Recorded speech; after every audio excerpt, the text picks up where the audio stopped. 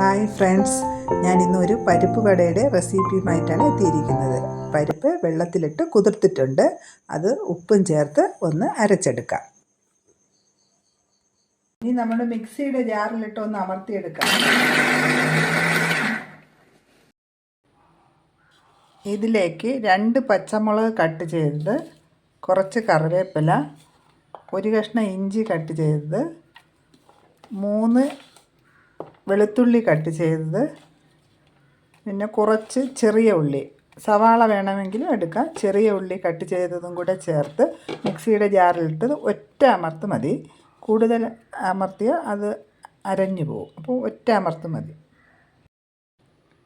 അമർത്തി എടുത്തിട്ടുണ്ട്. അതിനെ ഇനി ഒരു പാത്രത്തിലേക്ക് ഇടാം. ഇനി അതിലേക്ക് 1/4 ടീസ്പൂൺ കുരുമുളക് പൊടി, 1/4 ടീസ്പൂൺ മുളക് പൊടി, 1 ടേബിൾ സ്പൂൺ അരിപ്പൊടിയും കൂടെ ഇട്ട് കൊടുക്കുക. 1/4 ടീസ്പൂൺ കായവും കൂടെ ഇട്ട് കൊടുക്കുക. എല്ലാം ഇട്ടതിന് ശേഷം നല്ലവണ്ണം ഒന്ന് യോജിപ്പിച്ച് എടുക്കുക. എന്നിട്ട് ഓരോ ചെറിയ ഉരുളകളായിട്ട് വയ്ക്കുക.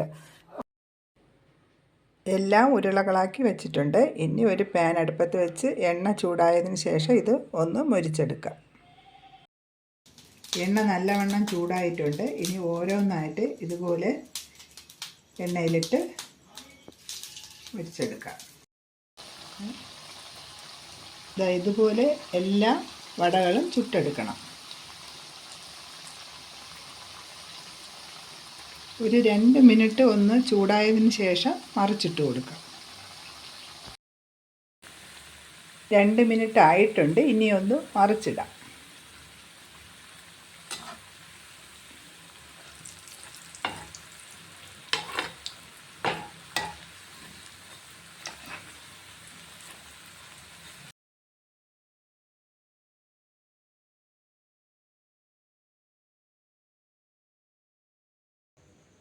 വടയെല്ലാം ചുട്ടെടുത്തിട്ടുണ്ട്. എല്ലാവർക്കും ഈ വീഡിയോ ഇഷ്ടപ്പെട്ടു എന്ന് കരുതുന്നു. എല്ലാവരും ലൈക്ക് ചെയ്യണേ. മറ്റൊരു വീഡിയോയുമായി ഉടനെ എത്തുന്നതാണ്. ബൈ.